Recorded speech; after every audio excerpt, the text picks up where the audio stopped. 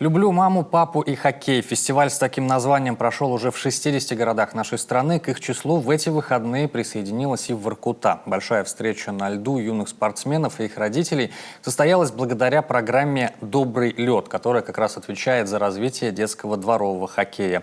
Анна Зубарева в руках клюшку не держала, зато знает всех победителей.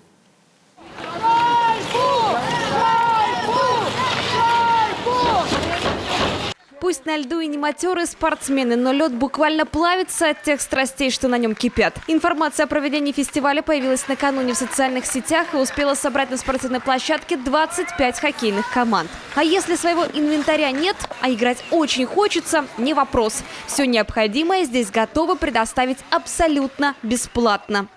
Выставили мы 3 команды от детского дома. Сейчас наши ребята на льду рубятся. Замечательно, зрелищно и просто зашкаливают эмоции. Все очень классно. Мы очень рады. Мы только что выиграли 6-0, наша команда. Так что все хорошо и все замечательно.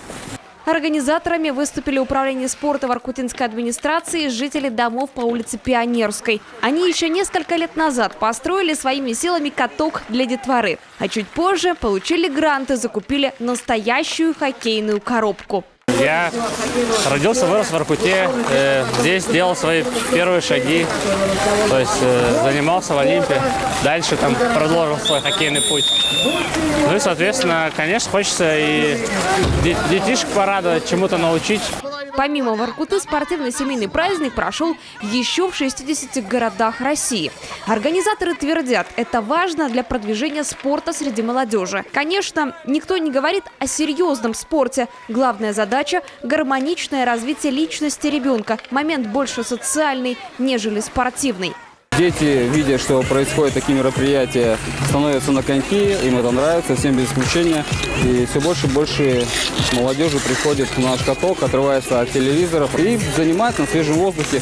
И, конечно, куда без развлекательной программы – аниматоров, полевой кухни и снегоходов. Заполярный же все-таки город. А в одном из гаражей неподалеку даже развернулась целая концертная программа из выступлений местных музыкантов.